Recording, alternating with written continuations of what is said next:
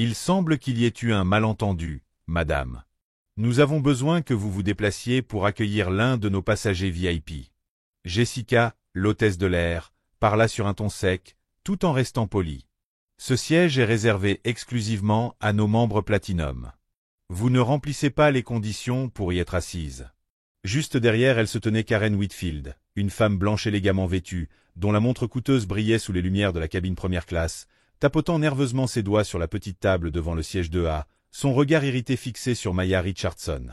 Pour Karen, le siège 2A n'était pas simplement un siège. C'était son domaine personnel, un privilège incontesté qu'elle considérait comme un droit. « Je m'assois toujours là. C'est pratiquement mon siège », marmonna Karen assez fort pour que les passagers proches l'entendent, sa voix pleine d'arrogance et de mépris. Maya leva les yeux, calme, mais avec un éclat de surprise dans le regard. Elle avait réservé longtemps à l'avance, payé intégralement, arrivée à l'heure, et était incontestablement une véritable membre Platinum. Pourtant, simplement à cause de son apparence et de la couleur de sa peau, son siège légitime devenait soudainement gênant. Sans se presser, Maya ouvrit son portefeuille, sortit sa carte de membre Platinum, et la tendit fermement à Jessica. « Je suis membre Platinum, et ce siège m'est attribué. » Le sourire poli de Jessica se figea. Une lueur de surprise traversa son visage, mais elle revint rapidement à la dureté habituelle de quelqu'un habitué à servir les privilégiés. « Je comprends, madame, mais ce siège est habituellement réservé à un invité encore plus distingué. » Elle jeta un regard appuyé vers Karen Whitfield, ajoutant « un autre de nos voyageurs Platinum fréquents ». L'implication était claire. Selon tous les critères, Maya ne devait pas être là. Autour, les passagers commençaient à remarquer la scène. Quelques téléphones sortirent. Des regards curieux et indignés se répandirent dans la cabine. Pourtant, ni Jessica, ni Karen, ni aucun autre dans cet avion ne réalisait que ce petit acte de discrimination allait bientôt plonger Skylux Airlines dans une crise sans précédent. La femme qu'ils rejetaient aujourd'hui tiendrait leur destin entre ses mains demain. Ce même matin, une lumière ambrée douce baignait les fenêtres de l'aéroport international de Los Angeles, illuminant le salon première classe. Maya Richardson était arrivée avec sa confiance caractéristique, marchant d'un pas assuré, son sac à ordinateur portable à la main, ses boucles soigneusement attachées, les yeux brillants et la posture droite, telle une leader moderne. À 32 ans, Maya était la PDG et fondatrice de Ride Tech Solutions, une entreprise d'intelligence artificielle d'1 milliard de dollars, pionnière dans les outils de lutte contre les biais dans le service client. Elle se rendait à New York pour prononcer le discours principal lors de la conférence mondiale sur l'éthique et la technologie, où elle était saluée comme la star de la nouvelle génération de leadership. Elle avait choisi le siège 2A, une place côté fenêtre à l'avant de la cabine, reconnue pour son confort et son espace de travail idéal. C'était bien le siège qu'elle avait réservé des semaines auparavant, payé dans le cadre de son billet première classe, et confirmé grâce à son statut Platinum, le plus haut niveau de fidélité chez Skylux. Mais à peine installée, Maya avait senti le regard froid d'une femme bien habillée montant à bord derrière elle. Karen Whitfield, cliente fidèle de Skylux, célèbre dans les cercles d'affaires pour ses exigences contrôlantes et son penchant à faire plier les hôtesses, s'était arrêtée à côté de Maya, avait regardé son billet puis lui avait lancé un regard sévère. « Ce siège 2A est toujours le mien.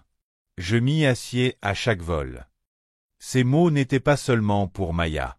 Ils étaient une proclamation à tous les passagers à portée de voix. Instantanément, la tension s'installa dans la cabine. L'hôtesse en chef, Jessica Miller, habituée à calmer les VIP, s'approcha avec un sourire maladroit, le ton poli mais glacial. « Pardonnez-moi, madame, mais il semble qu'il y ait eu une confusion. Nous avons besoin que vous déplaciez pour accueillir notre passagère Platinum régulière. » Maya leva les yeux, conserva un sourire courtois, et présenta calmement sa carte Platinum et sa carte d'embarquement. « Je suis membre Platinum Skylux, et ce siège m'est attribué. Je l'ai réservé il y a 2 semaines. » Jessica jeta un coup d'œil à la carte. Une surprise passa dans ses yeux professionnels avant de disparaître. Elle regarda de Maya à Karen comme si elle cherchait l'approbation de la passagère plus riche plutôt que d'appliquer la politique de la compagnie. Karen tapota sa montre avec impatience et déclara à haute voix. « Ce siège est le mien. Je m'assois toujours ici, sur mon vol habituel. » Des chuchotements et des murmures parcoururent la cabine. Les passagers échangèrent des regards allant de la sympathie au choc. Maya comprit que cela ne concernait pas qu'un simple siège. C'était un moment où tous les regards, amis comme ennemis, étaient fixés sur elle.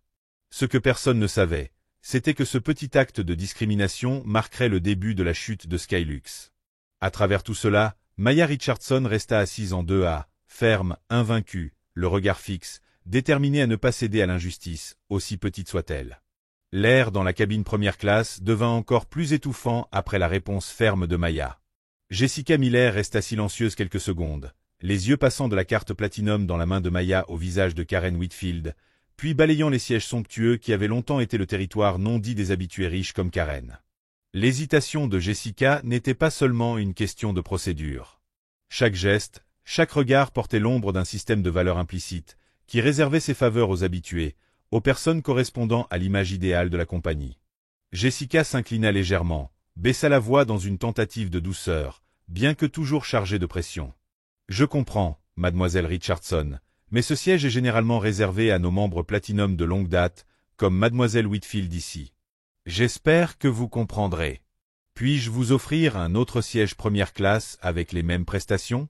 Nous voulons juste nous assurer que nos clients fidèles reçoivent le meilleur service possible. » Ailleurs, cela aurait pu sembler diplomatique, mais ici, cela révélait simplement le préjugé enraciné dans la philosophie de service de la compagnie. Des mots polis masquant une exclusion, un refus du droit légitime de Maya. Maya le comprit, mais son regard resta stable. Elle regarda Jessica dans les yeux et parla calmement, mais résolument, sans la moindre concession. « Merci, mais j'ai réservé ce siège longtemps à l'avance. Je suis membre Platinum et suivi la procédure de réservation. Je ne peux pas bouger. » Bien que prononcée doucement, la réponse ferme de Maya fit frémir la cabine. Certains passagers échangèrent des regards mal à l'aise. D'autres observèrent en silence. Les téléphones étaient déjà braqués sur la scène. À cet instant, la discrimination cessa d'être un courant sous-jacent. Elle devint le sujet ouvert de conversation, confrontant un biais que beaucoup avaient supposé mais rarement reconnu. Karen Whitfield, son sac Hermès à la main, vêtue d'un costume gris parfaitement taillé, cheveux impeccablement coiffés, laissa maintenant transparaître son mécontentement.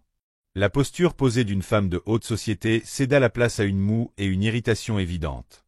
Aux yeux de Karen, Maya était une intruse, non pas pour sa jeunesse ou sa tenue simple, mais pour la couleur de sa peau plus foncée et son audace à défier un privilège enraciné. Karen balaya la cabine du regard, puis se pencha près de Jessica, sa voix basse mais autoritaire. « J'espère sincèrement que ce vol ne sera pas retardé à cause d'un malentendu aussi futile. Mademoiselle Miller, vous comprenez ce que je veux dire, n'est-ce pas? » Ce n'était pas qu'une remarque. C'était un ordre tacite à Jessica concernant le statut et l'influence de Karen sur ce vol. Karen n'avait pas besoin de le dire clairement. Elle savait parfaitement combien la compagnie la valorisait, laissant toujours de généreux pourboires à chaque voyage. Dans cette mise en scène familière, Karen déplia discrètement une liasse de billets neufs et les glissa dans la poche du manteau de Jessica tout en faisant semblant de ranger son sac dans le compartiment supérieur. Un geste subtil, un regard complice, et Jessica comprit. Ce bref moment clandestin marquait une ligne irréversible franchie. De la faveur tacite envers les habitués, Jessica était devenue complice, acceptant l'argent de Karen en échange de silence et d'un traitement spécial. Ce qui était jadis ses compétences relationnelles avait viré en une corruption flagrante, masquée par le luxe et l'autorité d'un VIP. À l'extérieur, la musique d'ambiance jouait et le service continuait comme d'habitude. Mais au cœur de la première classe, les masques tombaient, révélant la vérité crue sur les préjugés, le pouvoir et jusqu'où certains sont prêts à aller pour satisfaire une élite choisie. Depuis son siège, Maya ressentait chaque sous-courant. Pourtant, elle restait droite. Les yeux fixés sur le hublot, la main serrant son billet d'embarquement et sa carte. Platinum.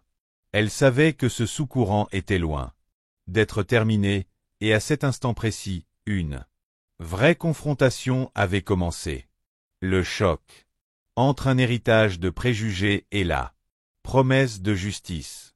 L'air dans la cabine de première classe devenait lourd, comme un nuage chargé attendant l'étincelle. Après que Jessica eut jeté un regard discret vers l'avant de la cabine, l'arrivée de Trevor Davis, le superviseur de première classe, connu à la fois des passagers et de l'équipage comme un homme portant une armure d'autorité, fit retenir leur souffle aux agents de bord. Trevor ne s'embarrassa pas de politesse. D'un pas décidé et de sa grande carrure, il bloqua le couloir, se penchant vers le siège de Mia, son regard froid et autoritaire. Sa voix était basse mais ferme, assez forte pour être entendue par tous ceux à proximité. Mademoiselle Richardson, je suis le superviseur de première classe sur ce vol. Il semble y avoir une erreur avec le siège. Ce siège est toujours réservé à nos clients spécialement prioritaires. Nous vous demandons de coopérer et de changer de place pour accueillir un de nos clients fidèles de longue date. Des expressions comme « spécialement prioritaire » et « client fidèle de longue date » n'étaient pas que des explications. C'étaient des aiguilles pointées sur la fierté de Mia et sur quiconque avait déjà ressenti l'exclusion de ne pas appartenir à ce cercle privilégié. Mia soutint calmement le regard de Trevor et répondit « Monsieur Davis, je suis membre Platinum. Ce siège m'a été attribué sur mon billet, et je l'ai réservé comme tout le monde. Je n'ai aucune raison de le céder. » L'expression de Trevor s'assombrit, un sourire forcé tressaillant sur ses lèvres. Il baissa la voix pour murmurer à Maya. « Vous devriez revoir votre attitude. Nous ne souhaitons pas faire d'histoire, mais je peux rendre votre expérience très désagréable. Ne combattez pas le système, mademoiselle Richardson. » Ces mots étaient à la fois une menace et une affirmation du pouvoir absolu qu'il croyait détenir à 9000 mètres d'altitude. À ses yeux, Maya n'était qu'une étrangère, quelqu'un à éloigner facilement si elle bloquait le flux non écrit du privilège. Aux alentours, les passagers se penchaient, captivés. Certains échangeaient des regards d'indignation. D'autres sortaient discrètement leur téléphone, les caméras déjà en marche. Une femme d'âge moyen murmura à son voisin. « C'est clairement de la discrimination. » Elle montra sa carte Platinum. Pendant ce temps, Karen Whitfield restait appuyée contre la paroi de la cabine, serrant son sac à main de Marc, un sourire triomphant aux lèvres, comme si elle avait repris possession de son territoire. Ses yeux scrutaient la scène comme un général, observant le champ de bataille, chaque geste, chaque regard débordant de la satisfaction de celui qui est habitué à être servi aux dépens des autres. Maya restait imperturbable, assise droite avec une résolution d'acier. Sa présence n'était pas celle d'une simple passagère lésée, mais le symbole de tous ceux qui ont été repoussés aux marges par des règles invisibles de privilège. Voyant que la persuasion, la coercition et même les menaces avaient échoué, Trevor perdit enfin son sang-froid, se redressa, fit un signe à Jessica et annonça froidement à toute la cabine. « Si elle refuse encore de coopérer, je signalerai cela au commandant de bord. Mademoiselle Richardson, c'est votre dernière chance de changer de siège volontairement. » Jessica se déplaça nerveusement à ses côtés, une expression d'inquiétude traversant son visage. Même si elle essayait de cacher sa complicité. Le coin des lèvres de Karen se retroussa, comme si elle entrevoyait déjà sa victoire finale. Mais la cabine de première classe n'était plus gouvernée uniquement par des règles non écrites. Les passagers, attentifs, les caméras silencieuses et les murmures croissants dessinaient clairement le tableau d'un pouvoir et d'un privilège archaïque, tremblant devant un changement inévitable. Et Maya, assis droite au cœur de la tempête, savait que la marée était sur le point de se briser. Un appel de plus, et tout lui échapperait. Trevor appuya sur le bouton de son casque pour avertir le commandant, son regard prêt à déchaîner toute la fureur d'un système menacé par le courage d'une jeune femme. La tempête avait vraiment commencé, et personne en première classe n'osait respirer profondément en attendant Le dénouement de cette confrontation sans précédent. Moins de 2 minutes après que Trevor ait pressé le bouton, toute la cabine de première classe se figea comme si l'air lui-même retenait son souffle pour ce qui allait arriver. À l'avant de la cabine, la porte du cockpit s'ouvrit, et le capitaine James Reynolds apparut, marchant, avec des pas mesurés et autoritaires. Son uniforme était impeccable, ses cheveux poivre et sel, soigneusement coupés, et ses yeux gris brillaient, d'un pouvoir tranquille qu'il avait acquis au cours de plus de 30 années dans les airs. C'était le regard de quelqu'un habitué à avoir le dernier mot, et au respect absolu. Reynolds s'arrêta près de Trevor, jeta un coup d'œil à Jessica, puis fixa son regard sur Maya. Il ne sourit pas et n'échangea aucune plaisanterie. Il alla droit au but, sa voix basse mais suffisamment résonnante pour que même les passagers les plus lointains se redressent. Mademoiselle Richardson, j'ai été informé d'un problème de siège en première classe. Conformément à la politique de Skylux Airlines, mon équipage a pleine autorité pour ajuster les sièges des passagers afin d'assurer le confort et la satisfaction de nos clients réguliers. Il laissa cette phrase flotter dans l'air, regardant significativement Maya, puis continua, cette fois, avec une pression délibérée. Je dois vous demander de coopérer en changeant de siège en première classe. Si vous continuez à refuser, je n'aurai d'autre choix que de faire appel à la sécurité de l'aéroport.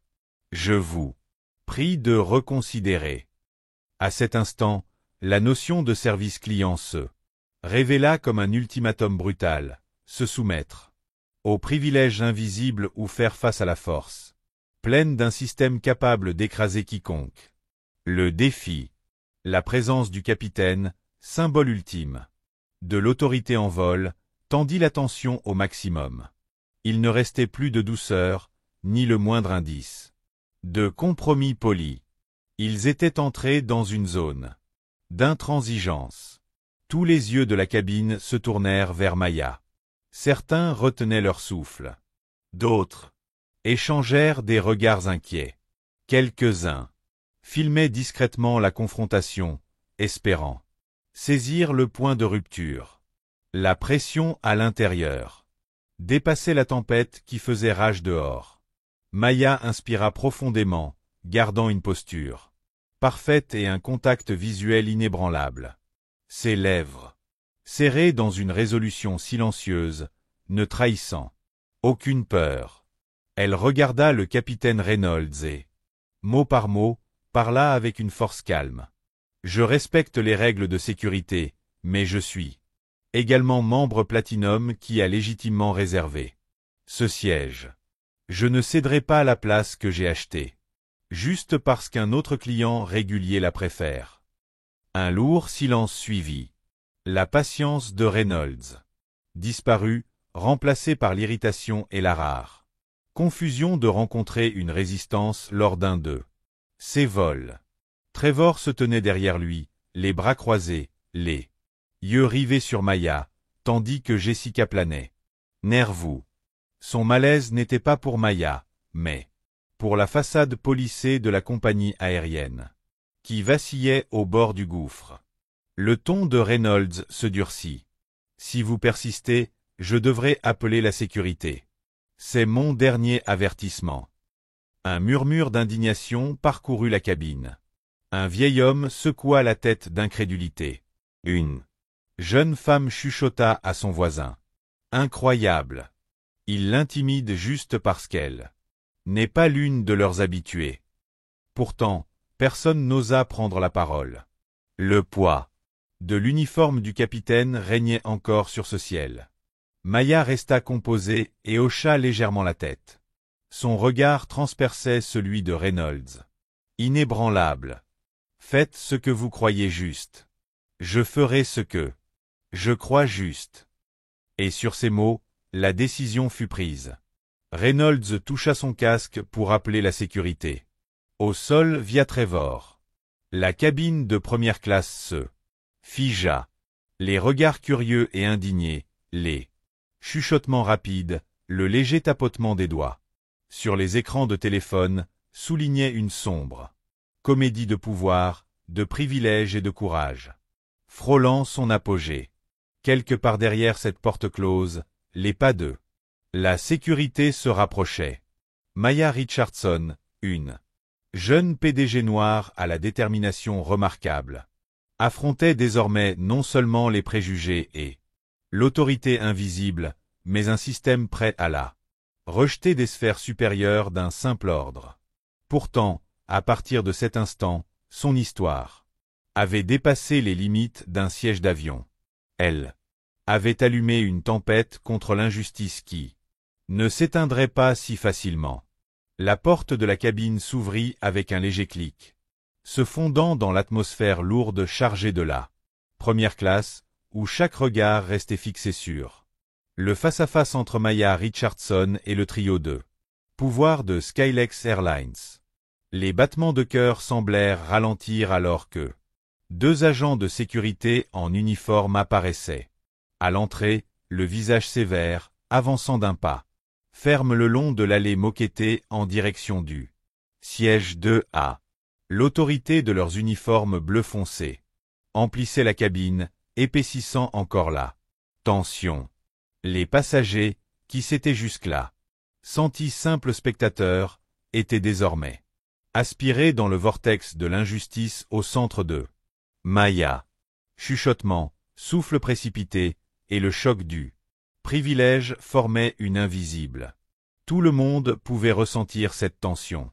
Maya Richardson s'assit droite, son téléphone fermement en main, les yeux fixés sur les deux officiers. Pas de tremblement de peur, ni une once d'arrogance, juste une détermination calme. Dans un autre contexte, cette maîtrise de soi aurait suscité le respect. Mais pour ces trois figures d'autorité, ce n'était qu'une épine rebelle, un problème à régler.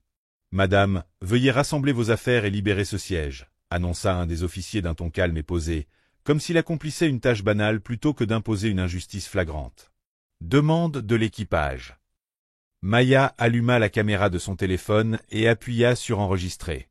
Elle parla lentement, chaque mot suffisamment clair pour être capté par le micro. « Je suis Maya Richardson, membre Platinum. Ce siège m'était légitimement réservé.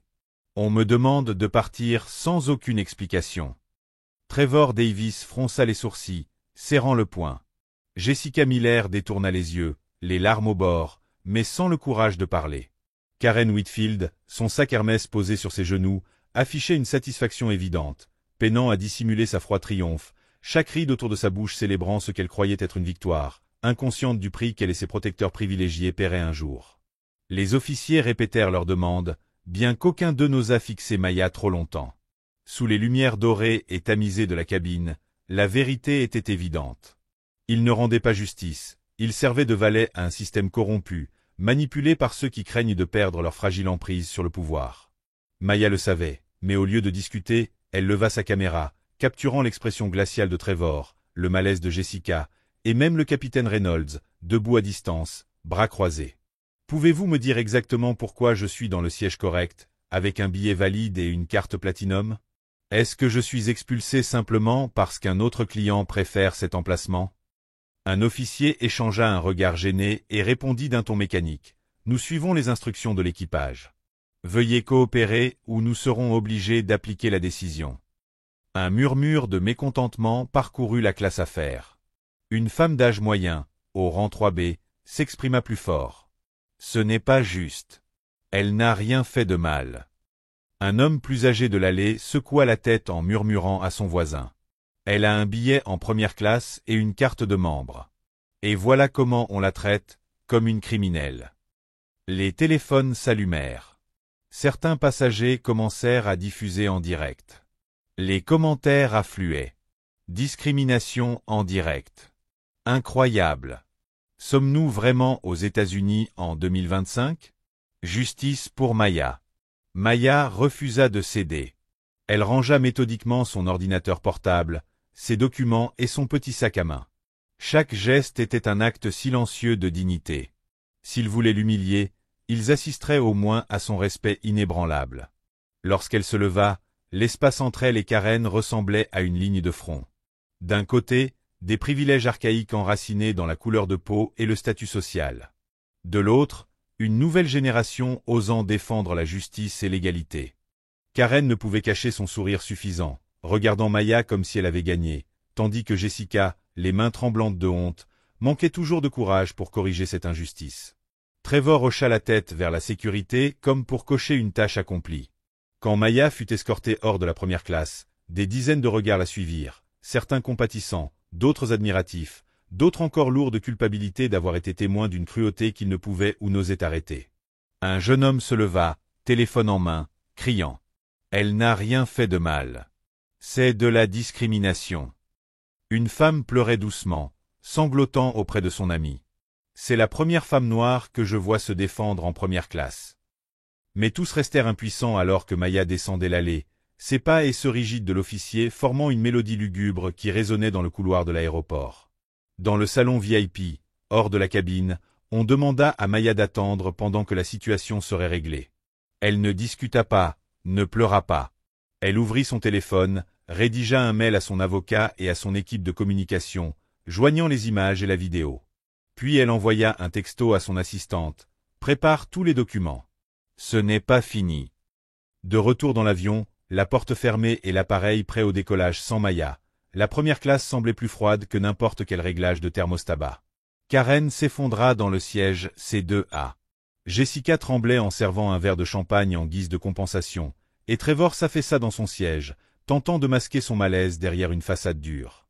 Certains passagers chuchotaient, d'autres téléchargeaient immédiatement des vidéos sur les réseaux sociaux, et quelques-uns jurèrent de déposer des plaintes dès l'atterrissage.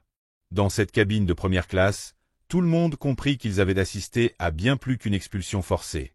Ils avaient vu une jeune femme noire humiliée publiquement pour avoir défendu ce qui était juste. Au-delà des lumières de l'aéroport, Maya Richardson restait droite, les yeux flamboyants dans la pénombre du salon. Ceux qui pensaient qu'elle serait brisée par cette expulsion se trompaient. Elle savait que la vraie histoire ne faisait que commencer. Cette humiliation enregistrée, témoignée par des dizaines de passagers à bord et par des milliers d'autres en ligne, allait enflammer non seulement une compagnie aérienne, mais aussi les barrières invisibles qui collent encore aux privilèges dans la société moderne. Et avec tout ce qu'elle avait enduré, Maya ne représentait plus seulement elle-même, mais des millions de personnes expulsées de leur place légitime, que ce soit dans les conseils d'administration, les salles de classe, ou à travers les vastes cieux de l'Amérique. Pendant que Maya faisait défiler les images qu'elle venait de filmer dans le salon VIP, un drame parallèle se déroulait dans l'avion qui venait de fermer ses portes et roulait vers la piste de décollage. Là, la vérité s'échappait peu à peu de l'ombre du pouvoir enraciné et des privilèges. Chaque moment d'injustice, chaque regard furtif, chaque sourire suffisant, chaque menace à peine voilée avait été enregistré non seulement par le téléphone de Maya, mais aussi par des témoins oculaires qui ne pouvaient plus rester silencieux. Parmi eux, Samantha Brooks, une jeune passagère aux cheveux bruns foncés attachés en queue de cheval haute, vêtue d'un simple sweat gris, avec des yeux perçants trahissant son instinct de reporter embarqué. Assise à quelques rangs de Maya, sa peau brun clair se détachait sur le cuir blanc immaculé de la cabine. C'est elle qui avait d'abord filmé Jessica chuchotant à Karen et discrètement glissant des billets pliés dans sa main. Elle avait zoomé sur Trevor rangeant de l'argent dans la poche de sa veste, accompagné d'un sourire narquois et froid. Dans la vidéo de près de 8 minutes de Samantha, rien n'était passé sous silence. Le regard complice et gêné de Jessica essayant de persuader Maya de céder son siège. L'inclinaison faussement respectueuse de Karen et sa déclaration amère. « Je m'assois toujours ici. C'est à moi. » Le signe de tête arrogant de Trevor lorsque Maya avait refusé. Et enfin la scène de la sécurité forçant Maya à se lever et à quitter la première classe devant une douzaine de spectateurs impuissants. Le plus accablant, c'était Karen glissant une liasse de billets dans la main de Jessica et Trevor, accompagnée de ses remerciements à voix basse mais parfaitement audibles. « Merci d'avoir maintenu les standards de la première classe. » Avec la rapidité d'un citoyen du numérique, Samantha n'attendit personne d'autre. Quelques instants après que l'appareil eut atteint son altitude de croisière, elle ouvrit son ordinateur portable, monta la vidéo, ajouta des sous-titres en anglais et superposa le titre. Femme noire membre Platinum expulsée de sa place en première classe pour faire place à une VIP blanche. De l'argent a changé de main. Moins de 15 minutes après l'atterrissage à JFK, la vidéo était en ligne sur Twitter, X, tagué Skylux discrimination et justice pour Maya, et mentionnait directement le compte officiel de Skylux Airlines ainsi que les 3 plus grands médias du pays. L'indignation publique fut immédiate. Des individus s'emportaient. Nous sommes en 2025, pas en 1955. Incroyable. Elle a payé son siège. Elle a la carte. Que veut-on de plus? La couleur blanche. Bientôt, les médias traditionnels s'emparèrent de l'affaire. CNN passa un bandeau. Vidéo virale montre une PDG noire expulsée de la première classe malgré un billet valide, accusation de discrimination. Le New York Times publia un éditorial dénonçant un exemple criant des préjugés latents qui minent encore l'Amérique. Fox News rediffusa le clip, dénonçant l'hypocrisie de l'industrie des services de luxe. Mais cela ne s'arrêta pas aux médias traditionnels. Les utilisateurs de TikTok, YouTubers et militants pour l'égalité partagèrent la vidéo, chacun offrant sa propre analyse sous les hashtags Justice pour Maya et #SkyluxDiscrimination. En moins de 6 heures, la vidéo de Samantha avait accumulé 1,2 million de vues et figurait parmi les 3 tendances mondiales sur Twitter. Des centaines de milliers de commentaires, partages et tags directs à Skylux exigeaient des comptes publics et des actions concrètes. Pas une simple excuse de façade. Des voix influentes prirent la parole. Un PDG noir de la tech Twitter, aujourd'hui c'est Maya. Demain, ça pourrait être l'un d'entre nous. Si nous ne stoppons pas cela, l'injustice changera simplement de visage, mais ne disparaîtra pas. Des organisations antiracistes organisèrent des panels en direct, évoquant les biais systémiques dans les services de luxe et racontant des cas similaires longtemps tus. Incident. Et ce n'étaient pas seulement des personnes de couleur. Des utilisateurs blancs, asiatico-américains et latinos exprimaient eux aussi honte et indignation face à la défense lâche de Skylux, qui perpétuait des privilèges dépassés. Sur le site même de Skylux, la boîte de contact était submergée. Des centaines de courriels, des milliers d'appels, tous exigeant la divulgation complète des membres du personnel impliqué, du rôle de Karen Whitfield, et si c'était ainsi que Skylux avait longtemps traité les passagers jugés inadaptés. À l'intérieur de la salle du conseil exécutif de Skylux, l'atmosphère était aussi tendue que ce matin-là dans la cabine de première classe. Les hauts dirigeants s'activaient à mobiliser les équipes juridiques, de relations publiques et leurs partenaires clés, publiant des communiqués urgents, mais la vague des réseaux sociaux dépassait tout scénario de gestion de crise. Maya elle-même était stupéfaite par la force de l'élan de vérité. Dans le salon de l'aéroport, elle recevait des centaines de messages et courriels de soutien venus d'Amérique et du monde entier. Des gens envoyaient des captures d'écran et des angles alternatifs, constituant un dossier incontestable. Un avocat renommé des droits civiques lui écrivait « Laissez-nous vous protéger. Cette vérité ne sera pas enterrée ». Des groupes de défense des droits humains à travers le monde utilisaient la vidéo de Samantha comme un cas d'école du racisme déguisé en luxe. Remarquablement, au sein même de Skylux, des employés juniors et intermédiaires partageaient la vidéo en interne, exprimant leur dégoût face à la direction. L'un d'eux écrivait sur Internet « Si c'est ça nos valeurs de service, j'ai honte de porter cet uniforme ».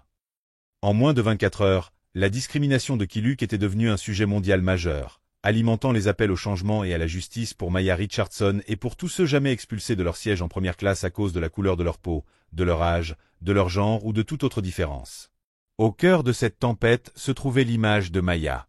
Se levant calmement de son siège, refusant de s'incliner ou de pleurer, téléphone en main, confiance inébranlable. Elle était devenue l'emblème d'une nouvelle génération de justice. Intrépide, inflexible et jamais seule. La vérité était sortie. Elle ne pouvait plus retourner dans l'ombre d'un système de privilèges dépassé. Et ce n'était que le début d'un bouleversement irréversible pour Skylux Airlines et pour toute l'industrie du service de luxe aux États-Unis. L'air à l'intérieur du siège scintillant de Skylux à Chicago n'avait jamais paru aussi oppressant que ce matin-là, alors que la vague d'indignation en ligne éclatait. La salle du conseil, au dernier étage, devint un point de rassemblement pour des regards anxieux, des alertes téléphoniques incessantes, des sourcils froncés et des frappes effrénées sur les claviers. Mais à ce moment même, un secret horrifiant, que seuls quelques cadres avaient murmuré, fut révélé, déclenchant une panique réelle au sein des hautes sphères de l'entreprise. Richard Williams, le PDG expérimenté de Skylux, avait affronté toutes les batailles corporatives de sa carrière, mais il n'avait jamais été acculé ainsi. Il se tenait devant la fenêtre du sol au plafond, fixant la circulation dense en contrebas, la main serrée sur son téléphone personnel. Des dizaines de courriels urgents et des messages de partenaires inondaient son écran à la minute. Puis vint un appel du vice-président des Affaires extérieures qui figea la pièce. « Monsieur Williams, nous avons un gros problème. Cette vidéo devient virale. Mais ce n'est pas tout. La femme expulsée du vol de ce matin est Maya Richardson.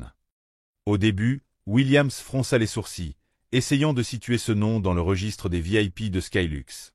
Ce n'est qu'à la réception d'un dossier interne et de la photo LinkedIn de Maya, envoyée par le vice-président, qu'il comprit d'un coup de foudre. Sa gorge se dessécha. Le dossier indiquait « Maya Richardson, fondatrice et PDG de Ride Tech Solutions, fournisseur exclusif d'IA pour plusieurs grandes marques mondiales, détient 25% de Skylux Airlines via des fonds d'investissement affiliés, candidate unique pour un contrat de transformation digitale de 50 millions de dollars. » Tous les bruits dans la tête de Williams se turent. 25%.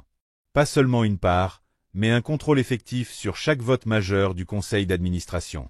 Un chiffre capable de renverser n'importe quel plan d'entreprise et de mettre fin au mandat de n'importe quel PDG d'un seul vote décisif. Et ce contrat de 50 millions était la bouée de sauvetage de Skylux dans une ère impitoyable de concurrents propulsés par l'IA. Sans RET et sans Maya, toute amélioration digitale, toute innovation de service et toute mesure de réduction des coûts s'effondrerait. Si cette nouvelle atteignait les marchés, l'action de Skylux plongerait. Les investisseurs se retireraient massivement, entraînant une réaction en chaîne de défaillance. Avant de pouvoir se ressaisir, son téléphone vibra à nouveau, avec des appels des voix les plus influentes de Wall Street. « Richard, que se passe-t-il? Nous venons de voir le clip sur CNBC. Expliquez-nous tout de suite. Si vous ne maîtrisez pas cette crise sous 24 heures, nous devrons liquider nos parts. Est-il vrai que votre compagnie aérienne vient d'éjecter la PDG de Wright d'un siège en première classe? » Autour de la table, les membres du conseil cherchaient frénétiquement leurs ordinateurs et téléphones, envoyant des mails d'urgence à leurs avocats en prévision de la tempête à venir. La sueur perlait dans la nuque de Williams. Il savait exactement ce que cela signifiait. Maya Richardson n'était pas qu'une cliente VIP. Elle tenait le destin de Skylux entre ses mains, non seulement par ses actions, mais aussi par la technologie critique de Wright, son réseau de partenaires, et désormais l'indignation mondiale. Ce qui terrifiait le plus Williams, ce n'était pas que Maya puisse couper tous les contrats et faire fuir les investisseurs, mais que son entreprise avait inconsciemment nourri cette bombe à retardement pendant des années avec ses pratiques privilégiées. Et aujourd'hui, cette bombe avait explosé.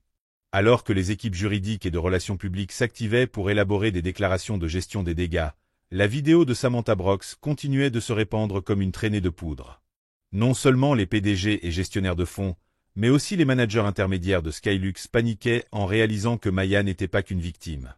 Elle avait le pouvoir, le savoir-faire et la maîtrise pour pousser cette crise à son point de rupture, et elle n'avait même pas encore parlé. Ce silence était plus terrifiant pour Williams que n'importe quelle accusation. À cet instant, Richard Williams comprit que la direction de Skylux avait longtemps vécu dans une illusion de luxe où le pouvoir se mesurait à la couleur de peau, aux relations personnelles et aux familiarités, oubliant que dans cette nouvelle ère, l'influence réelle, la valeur tangible et la dignité humaine étaient les véritables facteurs de survie.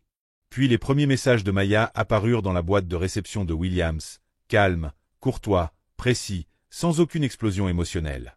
Je demande une assemblée générale extraordinaire des actionnaires pour aborder votre culture d'entreprise, vos politiques du personnel et l'impact de cet incident sur le contrat actuel de transformation digitale. Je suis prête à coopérer dans le cadre légal. William s'avala difficilement, cherchant un espoir. Mais il savait au fond de lui que ce n'était plus une affaire interne. C'était un combat à mort pour un empire entier. Devant lui gisait l'épave de tous les privilèges dépassés et des jeux de pouvoir obsolètes, enterré par une seule expulsion injuste, exécutée en public, avec pour victime la femme la plus puissante que Skylux ait jamais connue. Le cauchemar avait commencé.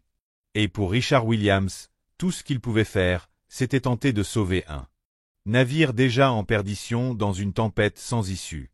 Le message glacial que Maya Richardson envoya à la boîte personnelle de Richard Williams et à tout le conseil d'administration de Skylux ressemblait à un éclair, fendant en deux l'atmosphère déjà suffocante. Sous l'objet « demande urgente de réunion »,« droit des actionnaires »,« éthique d'entreprise »,« collaboration future », Maya ne ménagea pas ses mots. Elle exigea une réunion en ligne pleinement suivie à 16 heures ce même jour, un délai impossible à ignorer. Ce que personne au siège de Skylux ne soupçonnait, c'était que ce n'était que le premier coup d'une contre-attaque méticuleusement orchestrée, que Maya semblait avoir anticipé depuis longtemps. Derrière le calme apparent de cette jeune femme se cachait un appareil professionnel égal à n'importe quelle multinationale. Avocat d'élite, spécialiste en communication de poids, et conseiller stratégique de haut niveau en technologie et finance. Dans l'heure qui suivit son mail, l'équipe juridique de Maya était réunie dans la salle du conseil de Wright à New York, prête à construire leur dossier et à coordonner les réponses médiatiques. Chaque détail de l'incident de ce matin-là en vol fut disséqué et reconstitué à partir de dizaines de témoignages, notamment la vidéo de Samantha Brooks, dont les images et le son irréfutables feraient la preuve décisive. Nous ne protégeons pas seulement les droits personnels de Maya, déclara l'avocat principal Raymond Oliver. Nous défendons les droits de tous ceux qui ont jamais été exclus de la première classe partout dans le monde. Simultanément, Michel Carter, responsable des communications chez Wright, envoya des avis officiels à tous. Un grand média national confirmait que Maya prendrait la parole lors de la réunion d'urgence des actionnaires, promettant une transparence absolue et refusant toute excuse de la part de Skylux. La vague médiatique s'abattit immédiatement sur les bureaux de Skylux. Des journalistes de CNN, Bloomberg et du New York Times affluaient, exigeant des accréditations de presse ou des interviews exclusives avec Maya. Des publications financières internationales allaient même jusqu'à publier le calendrier de la réunion des actionnaires et l'heure prévue de l'annonce, comme s'il s'agissait d'un sommet économique mondial. Chez Skylux, Richard Williams s'agita nerveusement à la tête de la table, ses décennies d'expérience semblant le faire vieillir de plusieurs années en quelques heures. Il relisait le courriel de Mia pour la 10e fois, chaque lecture lui révélant le poids accablant de ses mots. En tant que principal actionnaire de Skylux Airlines et représentant légal de Wright Tech Solutions, je demande par la présente une réunion urgente avec l'intégralité du conseil d'administration et tous les actionnaires. Lors de cette réunion, je présenterai des preuves irréfutables des violations éthiques, discriminations et actes de corruption de ce matin impliquant directement Trevor Davis, superviseur de cabine, Jessica Miller, chef hôtesse de l'air, et le capitaine James Reynolds. Je requiers que Skylux Airlines licencie immédiatement ces individus et publie les raisons ainsi que les mesures correctives. Si ces exigences ne sont pas pleinement satisfaites dans les 24 heures, j'activerai la clause de transfert d'action, retirant ainsi la totalité de ma participation de 25% dans Skylux Airlines vers des fonds internationaux et annulant le contrat de 50 millions de dollars entre Wright Tech Solutions et votre entreprise. Les conséquences juridiques, financières et réputationnelles de cet incident reposeront entièrement sur la direction de Skylux. Pas d'excuses, pas de larmes. Chaque phrase était un ultimatum sans concession. Justice ou effondrement d'un empire aérien. Un silence pesant s'abattit dans la salle du conseil.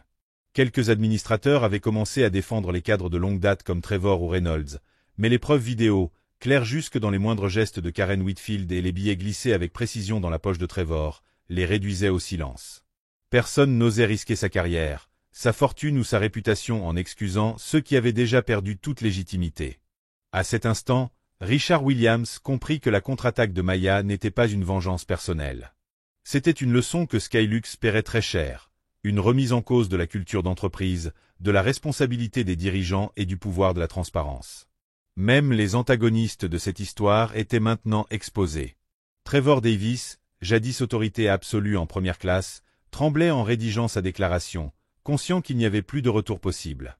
Jessica Miller, les larmes aux yeux, hantée par sa propre lâcheté et complicité.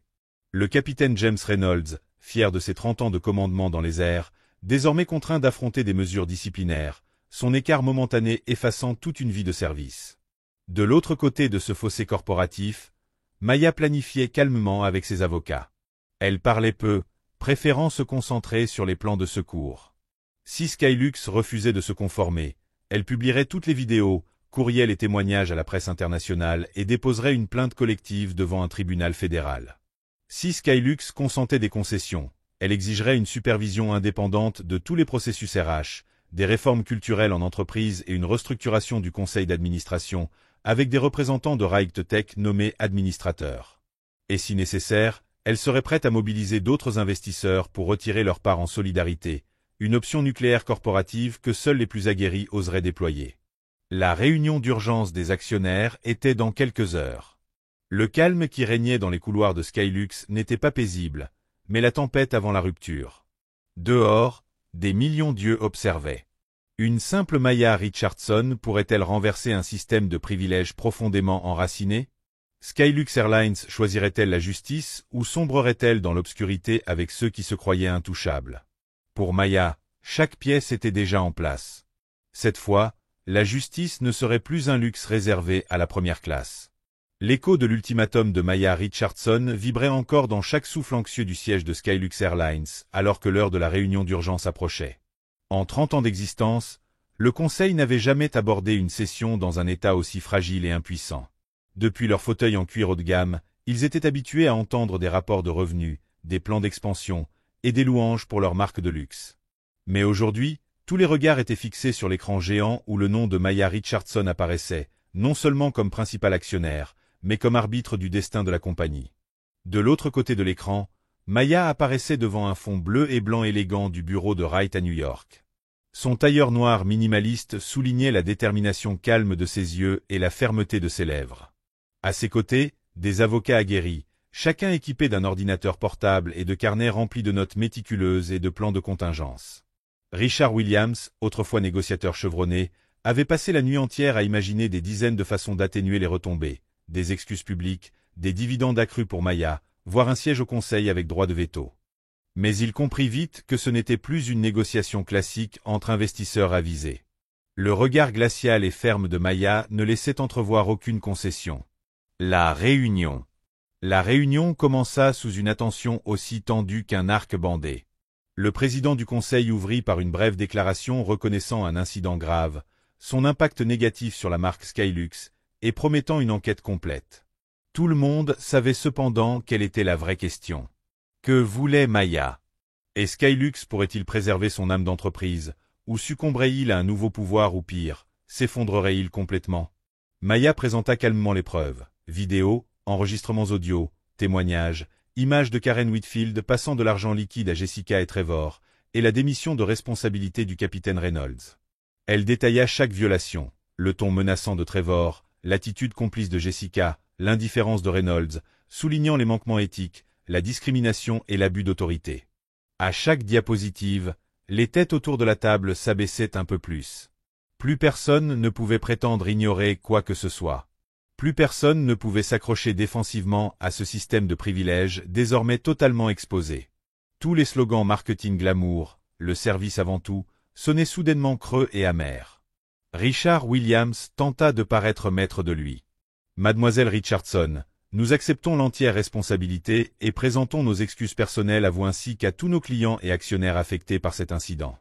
Cependant, je vous demande de reconsidérer le licenciement de nos 3 employés de longue date, Trevor, Jessica et le capitaine Reynolds. Ils ont consacré des années à cette entreprise et ont peut-être simplement eu un moment d'égarement. Maya l'interrompit, la voix calme mais résolue, ne laissant aucune place aux supplications ni aux négociations. Monsieur Williams, le problème ne se limite pas à ces 3 individus. C'est tout un système qui a permis et protégé les privilèges et les préjugés pendant des années. Toute organisation engagée dans une croissance durable doit assumer ses responsabilités et ne peut protéger ceux qui violent ses valeurs fondamentales. Si Skylux ne peut pas le faire, je retirerai l'intégralité de ma participation et mettrai fin à notre partenariat. Un silence éclata, semblable à une rupture. Quelques actionnaires progressistes exprimèrent leur soutien à Maya. Ils comprenaient que si Maya partait, une cascade de désinvestissement d'autres investisseurs suivrait. Une sentence de mort virtuelle pour Skylux. Sous cette immense pression venant de Maya, de l'indignation publique, des investisseurs et des employés longtemps désabusés, le Conseil prit des décisions historiques. Trevor Davis, Jessica Miller et le capitaine James Reynolds seraient licenciés immédiatement, avec les motifs rendus publics aux médias et aux clients.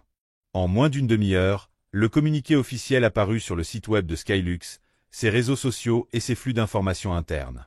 Nous regrettons d'annoncer que Trevor Davis, superviseur de cabine, Jessica Miller, chef de cabine, et le capitaine James Reynolds ont été licenciés pour faute professionnelle, manquement à nos standards de service et grave atteinte à la réputation de Skylux Airlines. L'entreprise s'engage à mener une enquête approfondie et à mettre en œuvre des réformes complètes afin de restaurer la confiance de nos clients et actionnaires. À ce moment-là, au siège de Skylux, l'atmosphère atteignit son paroxysme de tension. Trevor Davis quitta la salle pâle et honteux, incapable de croiser le regard de quiconque. Jessica Miller pleura ouvertement en rassemblant ses affaires, les larmes coulant sur son visage. Quant au capitaine Reynolds, plus silencieux que jamais, il serrait sa casquette de pilote comme s'il s'accrochait à des décennies de carrière brisée en une seule journée. Le bruit lourd des portes de la salle du conseil se refermant derrière le trio marqua la fin d'une ère d'impunité et servit d'avertissement brutal à tous ceux qui nourrissaient encore l'illusion d'être intouchables sous l'Ancien Régime. Pendant ce temps, Maya Richardson ne laissa transparaître aucun triomphe. Elle expira simplement, le regard fixé sur l'écran, où pour la première fois depuis des années, la justice avait commencé à pencher, même à un coût élevé. Pour elle, cependant, la vérité, la conviction et un esprit inflexible étaient les seules bases sur lesquelles une entreprise, voire toute une culture d'entreprise, pouvait renaître. Cette sombre journée dans l'histoire de Skylux serait retenue non pas pour la honte, mais parce qu'elle ouvrait la porte à un véritable changement de fond, ne laissant aucune place aux privilèges ni aux ombres des préjugés. Dans les jours qui suivirent ces licenciements sismiques, la tempête d'indignation dans les médias et sur les réseaux sociaux ne fit que s'intensifier, emportant les derniers masques de ceux qui s'étaient crus intouchables. Dès l'annonce des licenciements de Trevor Davis, Jessica Miller et James Reynolds, chaque grand média et plateforme sociale cessa de voir cette affaire comme l'histoire de Maya Richardson ou le scandale Skylux, pour la traiter comme une condamnation d'une génération entière de gardiens du système. Trevor Davis, autrefois fier de régner en maître en première classe, devint une figure récurrente dans les gros titres et les vidéos parodiques virales sur TikTok, Twitter et Reddit. Son visage apparut partout, des bulletins d'information sérieux aux mêmes moqueurs le qualifiant de « gardien de la discrimination » et « dernier bastion du privilège blanc ». Des extraits de son regard froid et méprisant envers Maya furent diffusés en boucle accompagnés de milliers de commentaires furieux. Chaque candidature d'emploi envoyée par Trevor aux grandes compagnies aériennes comme aux petits transporteurs régionaux fut systématiquement rejetée. Bien qu'il ait été célébré comme le gardien des standards chez Skylux, il fut désormais étiqueté comme complice du racisme, exemple mis en avant dans les formations RH d'autres compagnies. Les interviews tardives et excuses filmées ne purent laver sa honte. L'homme qui autrefois détenait le pouvoir dans les airs était aujourd'hui perdu sur terre. Jessica Miller ne s'en sortit pas mieux. L'ancienne chef de cabine, autrefois louée pour sa tactique et son charme auprès des VIP, devint un symbole de lâcheté et de complicité. Les internautes disséquèrent chaque geste dans les images. Ses yeux détournés, son silence face au pot de vin, son sourire forcé alors qu'elle pressait Maya de partir. D'anciens collègues, jadis jaloux de son ascension rapide, partagèrent des messages internes. « Je n'arrive pas à croire que quelqu'un qui prêchait que le client est tout puisse se détourner si facilement de la justice. » Aucune compagnie aérienne ne donna suite aux candidatures de Jessica. Même les entreprises du secteur des services en dehors de l'aviation restèrent méfiantes, de peur que sa réputation ne nuise à leur image. Ses amis lui offrirent des mots de sympathie, mais leurs conseils soulignèrent seulement le prix lourd du silence.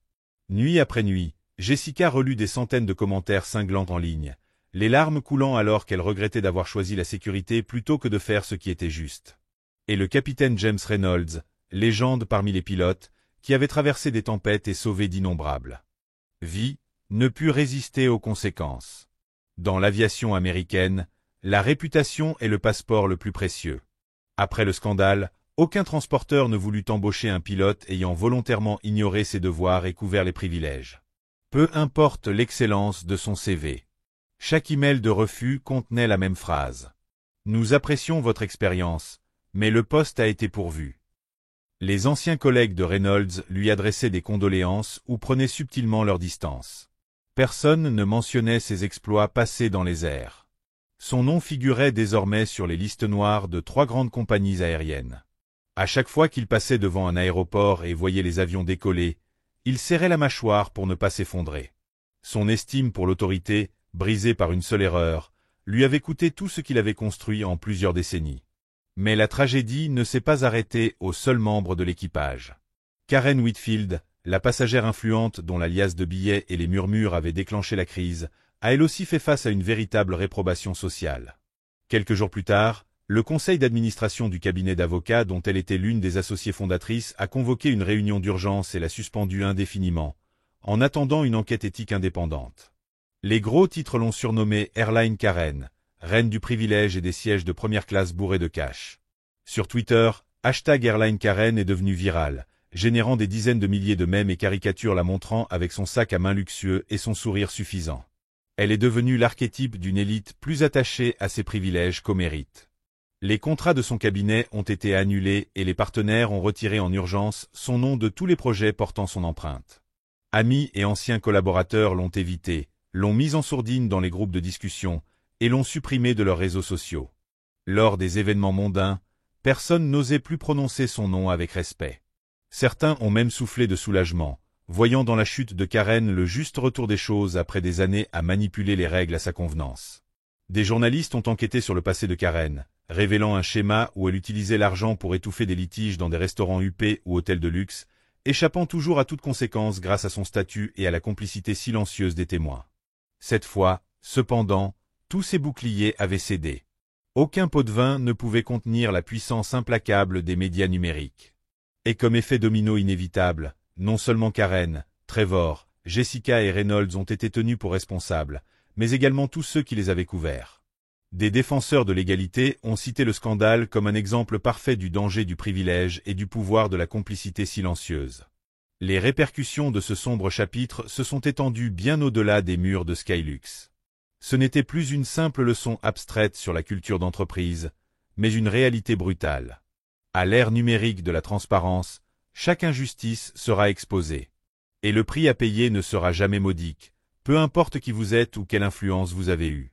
Pour Maya Richardson, l'élément le plus important n'était pas la chute de ces individus, mais la porte qui venait de s'ouvrir vers une nouvelle culture, où la voix de la justice résonnait suffisamment fort pour faire taire toutes les excuses, et où chacun devait affronter la vérité en face.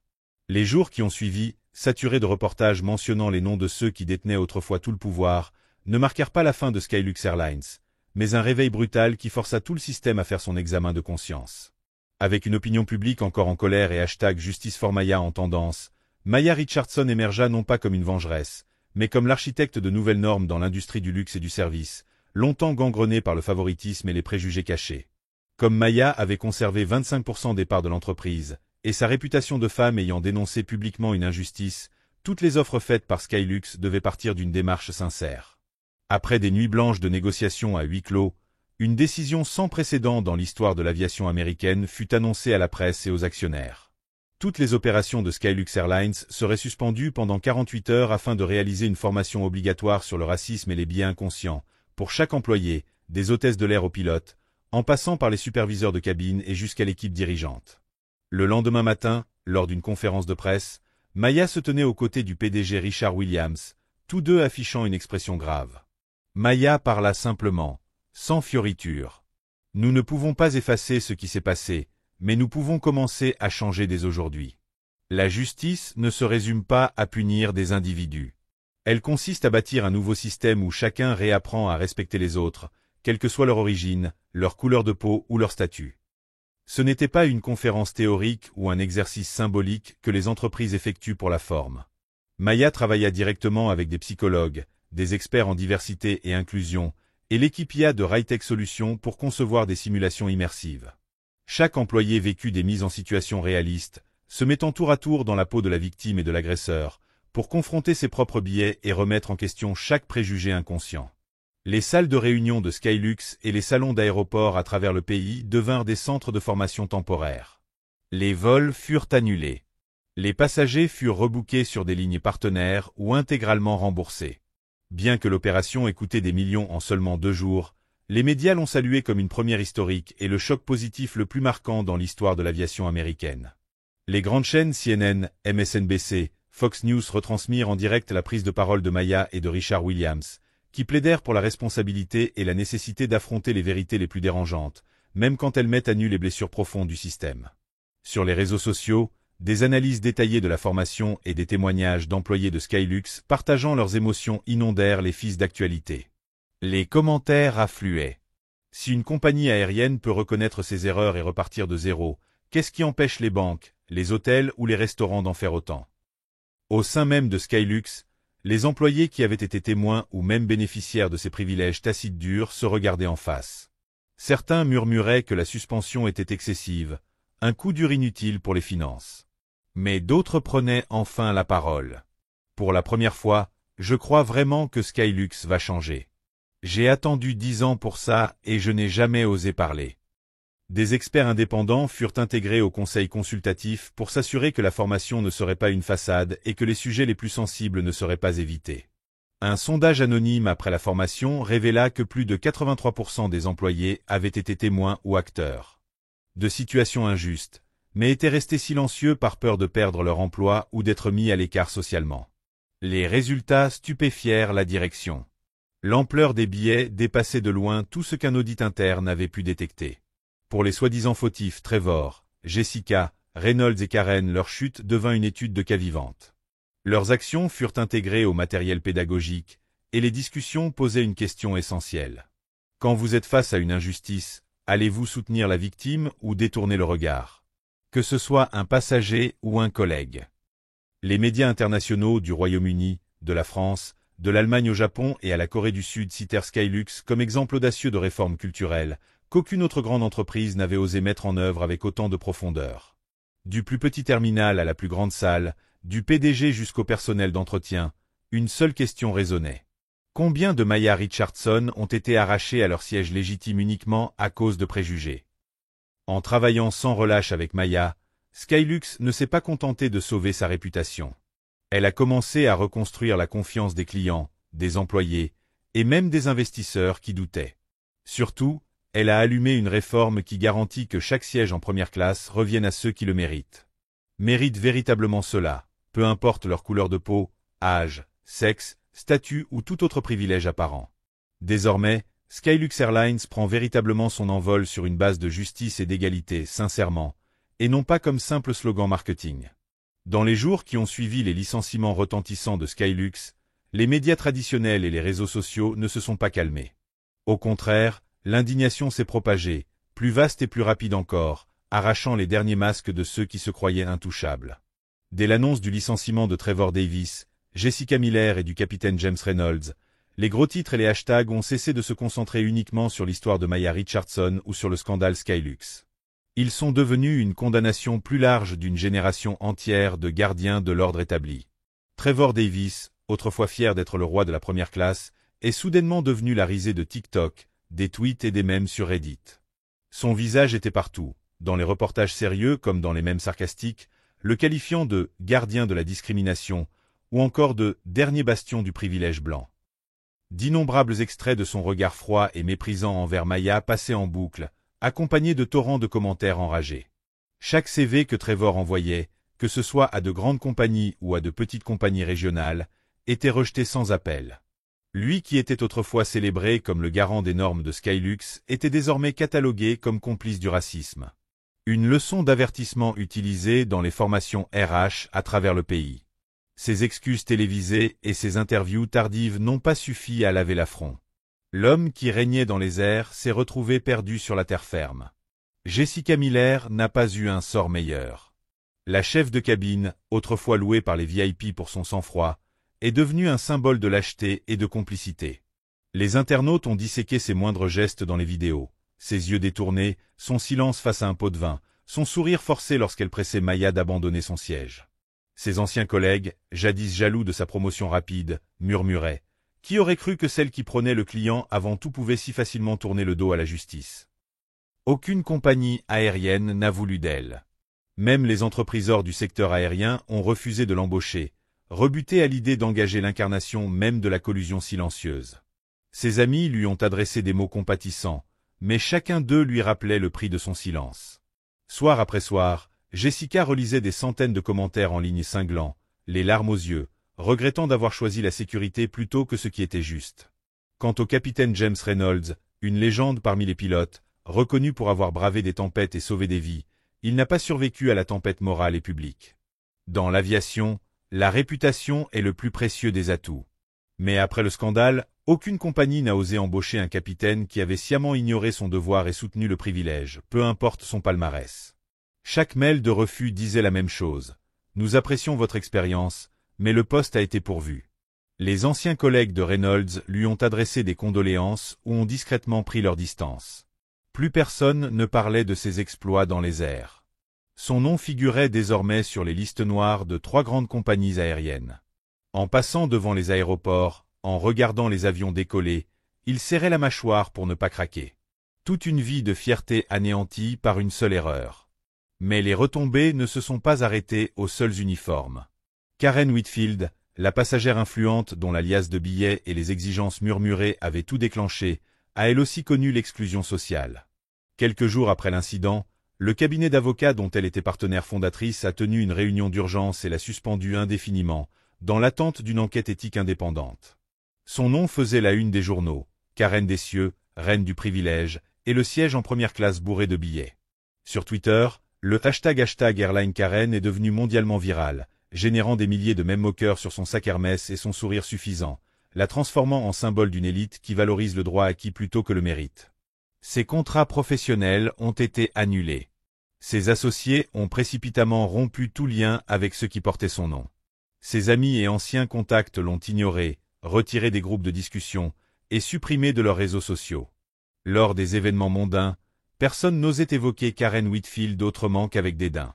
Certains ont même soufflé, soulagé. Sa chute était le juste retour de toutes ces années à contourner les règles pour flatter son ego. Les journalistes ont fouillé dans son passé, découvrant un schéma récurrent, utiliser l'argent pour résoudre discrètement les conflits dans des restaurants de luxe ou des hôtels 5 étoiles.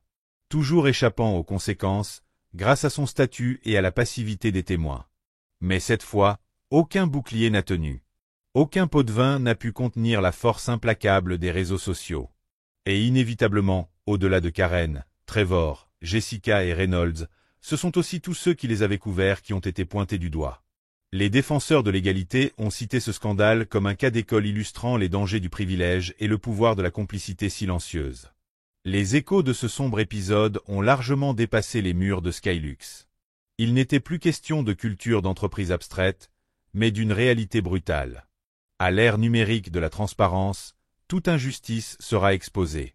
Et le prix à payer ne sera jamais bon marché, peu importe qui vous êtes ou quel pouvoir vous déteniez. Pour Maya Richardson, l'essentiel n'était pas la chute de ces individus, mais l'ouverture d'une nouvelle ère, une culture où la voix de la justice résonne assez fort pour faire taire toutes les excuses. Et où chacun doit se regarder en face lorsqu'il est confronté à la vérité. Depuis la relance de Skylux sous une vague de réformes, le rôle de Maya a dépassé celui d'actionnaire ou d'architecte de la culture d'entreprise.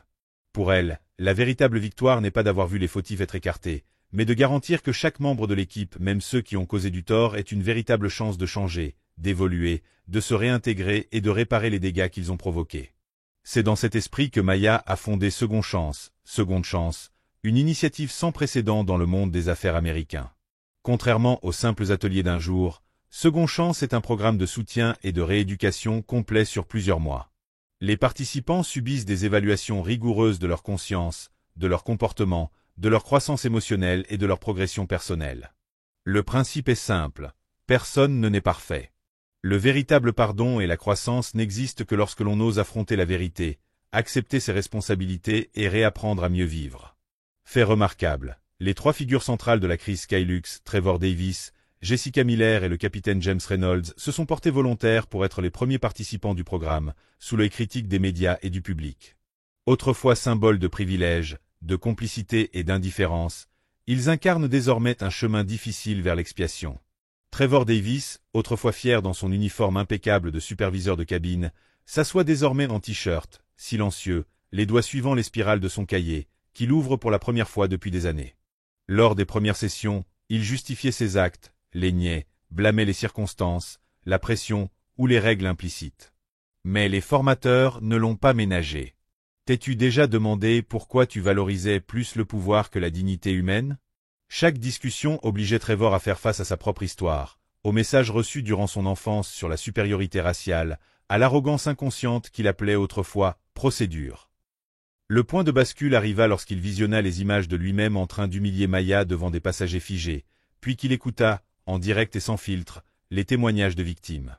Un jour, Trevor craqua devant le groupe. « Je ne me suis jamais vu comme une mauvaise personne, mais je suis devenu un outil d'un système sans jamais réfléchir. Je suis désolé. Je veux réparer, pas juste pour récupérer mon travail, mais pour redevenir l'homme que j'étais. » Jessica Miller, qui était restée silencieuse par peur de perdre son emploi, a également connu une lutte intérieure. Lors de sa première session, elle évitait le regard des autres. Mais Seconde Chance l'a poussée à se confier. Elle a parlé de son enfance, du harcèlement, du sentiment de ne jamais être assez bien, et de l'impuissance ressentie en voyant ses collègues traités injustement et d'être restée muette. J'ai choisi la sécurité au lieu de la justice. Je sais que j'ai blessé d'autres personnes à cause de ma peur. Aujourd'hui, je veux apprendre à parler, même si je suis seule. Jessica participa à des simulations où elle dut faire face au pouvoir, choisissant Entre la sécurité personnelle et la défense de la vérité, le réflexe de rester silencieux pour s'en sortir avait été démantelé, car chaque action était respectueusement remise en question, écoutée et examinée par des pairs et par ceux qui avaient autrefois été blessés. Le capitaine James Reynolds, malgré son ancienneté, montra la transformation la plus profonde. Pour lui, suivre la procédure avait toujours été le bouclier ultime contre la responsabilité morale. Mais lorsqu'on lui demanda de réécrire chaque rapport d'incident du point de vue du passager, en particulier ceux qu'il avait lésés, il éclata en sanglots. Je pensais que tant que je ne brisais aucune règle, j'avais fait mon devoir. J'ai oublié que le cœur de l'aviation est de protéger chaque passager de manière équitable. Je veux consacrer le reste de ma carrière à enseigner cette leçon à la prochaine génération. Second Chance allait bien au-delà des simples cours théoriques. Maya fit intervenir des psychologues, des militants pour la justice sociale, des victimes de discrimination dans le secteur des services, et même des lycéens pour partager leurs expériences. Les participants menaient des projets d'engagement communautaire, servant bénévolement dans des zones défavorisées, collaborant avec des organisations de défense des droits civiques, participant à des procès simulés, et discutant directement avec les personnes blessées. Chaque stagiaire rédigeait également une lettre publique d'excuses, exposant sa nouvelle compréhension des conséquences des privilèges, et s'engageait à ne plus jamais répéter ses erreurs. Ces lettres étaient publiées sur le site web de Second Chance pour recueillir les retours de la communauté, voire des critiques constructives. Personne ne ressortait de Second Chance sans une remise en question profonde. Mais le résultat extraordinaire fut qu'au bout de quelques mois, Trevor, Jessica et Reynolds furent transformés, non pas en figures sur la défensive ou dans le déni, mais en personnes qui comprenaient réellement la valeur de l'égalité, le courage d'admettre ses erreurs, et la signification profonde d'une société qui offre de véritables secondes chances. À la fin du programme, Maya ne prononça aucun grand discours. Elle observa simplement chaque personne franchir la porte de la salle de classe, sachant que chaque seconde chance bien placée peut changer une vie, et plus encore, inspirer toute une communauté à pardonner, à évoluer, à corriger sa trajectoire, et à ne laisser personne derrière. Second Chance se répandit rapidement, devenant un modèle pour les entreprises de toute taille à travers les États-Unis. À partir de ce moment-là, chaque histoire d'erreur, de transformation et de croissance, d'individus autrefois vus comme des antagonistes, devint le témoignage le plus puissant d'un véritable système de justice qui croit en la possibilité de recommencer, peu importe à quel point on a pu être perdu. Second Chance n'était pas une simple formation.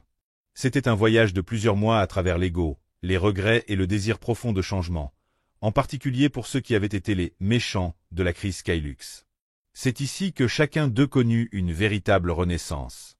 Pas avec de vaines promesses, mais à travers des changements profonds dans leurs pensées, paroles et gestes quotidiens. Trevor Davis, autrefois incarnation de l'autorité froide et des règles non dites, ressortit totalement transformé.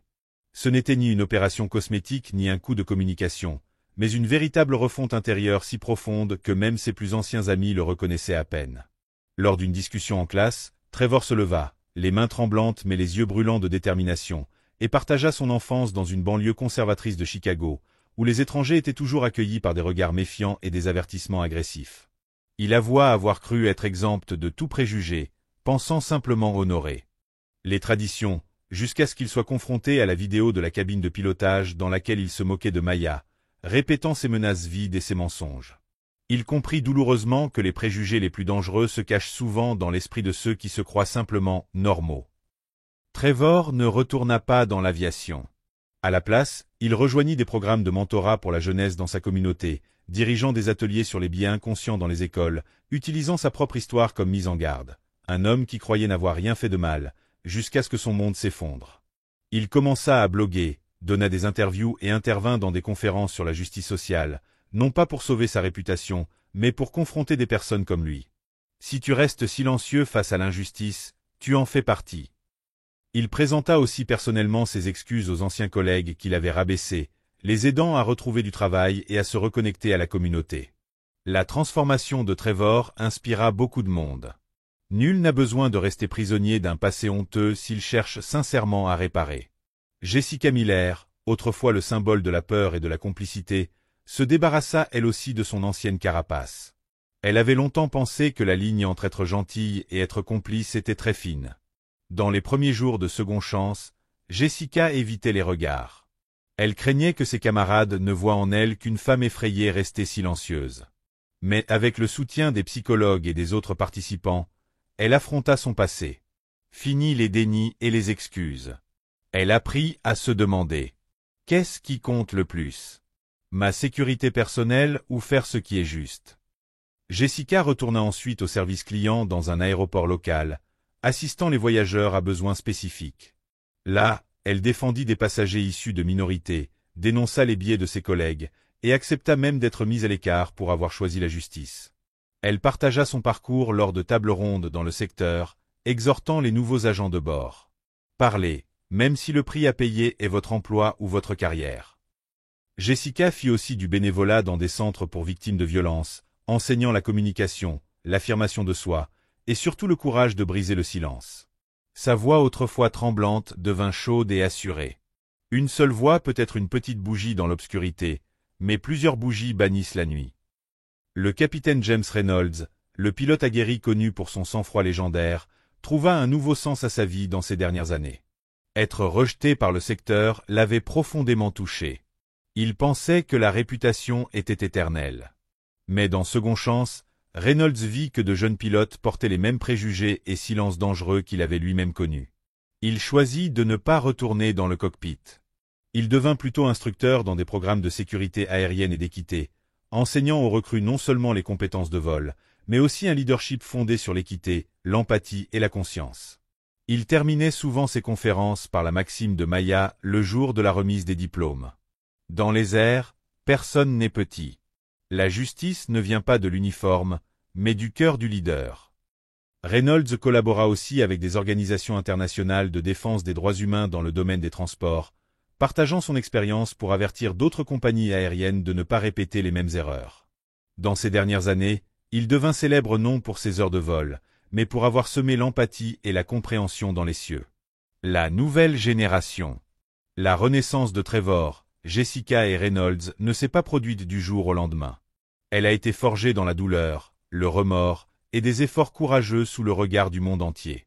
Ils ont laissé derrière eux leur passé, devenant la preuve vivante d'une culture qui pardonne, évolue et ose réparer les erreurs, où la croissance personnelle devient la plus grande médaille d'honneur. Et quand Maya Richardson repensait à ce parcours de seconde chance, elle comprenait que ceux qui osent reconnaître leurs fautes et renaître de leurs cendres sont les graines les plus solides pour un monde véritablement juste et humain, un monde où l'expiation n'est pas une tâche, mais une fierté profonde de notre maturité collective. Depuis que Skylux Airlines est rené sur les ailes d'une réforme radicale, le ciel américain n'a jamais été aussi clair pour les vols arborant son logo. Cette renaissance ne se mesure pas uniquement en chiffres financiers ou en records de revenus. Elle se prouve par la nouvelle réputation inébranlable de Skylux, une entreprise éthique, digne de confiance, respectée du public. Ce que beaucoup de compagnies aériennes, voire de grandes entreprises, n'osent qu'imaginer, Skylux l'a accompli par un acte audacieux, affronter ses échecs en face, repartir de zéro, et oser faire les choses correctement.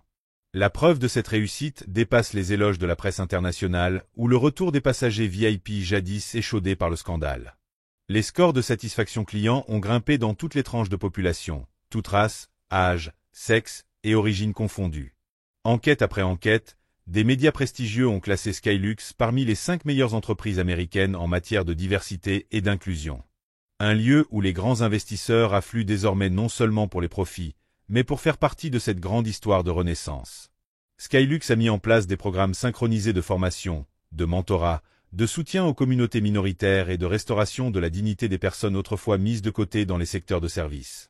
Ce n'est plus un symbole de luxe réservé aux privilégiés. Skylux incarne désormais l'équité responsable, une réussite que même ses concurrents doivent reconnaître. Au cœur de ce succès se tient Maya Richardson.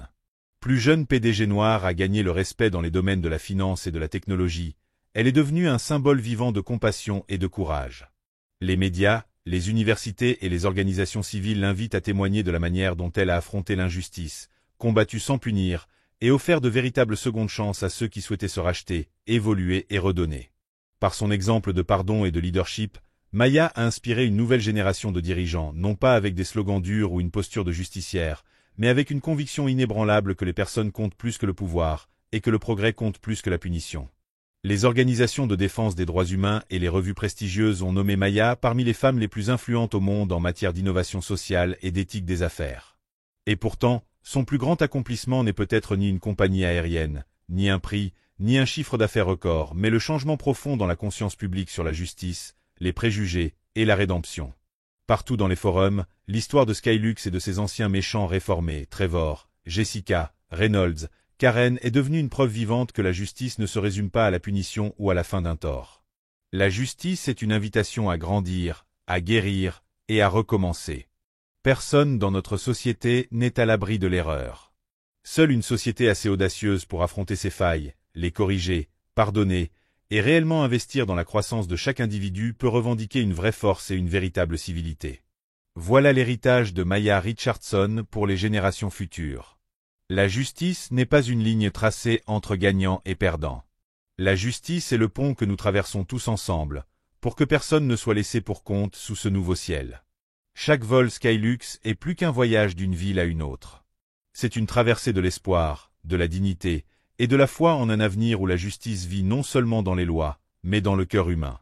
L'histoire touche peut-être à sa fin ici, mais son message, lui, perdure.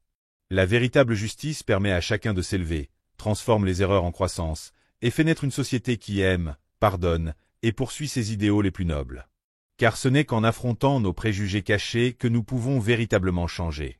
Index revers pointant vers la droite blanc si cette histoire vous a inspiré, likez et partagez cette vidéo avec vos amis.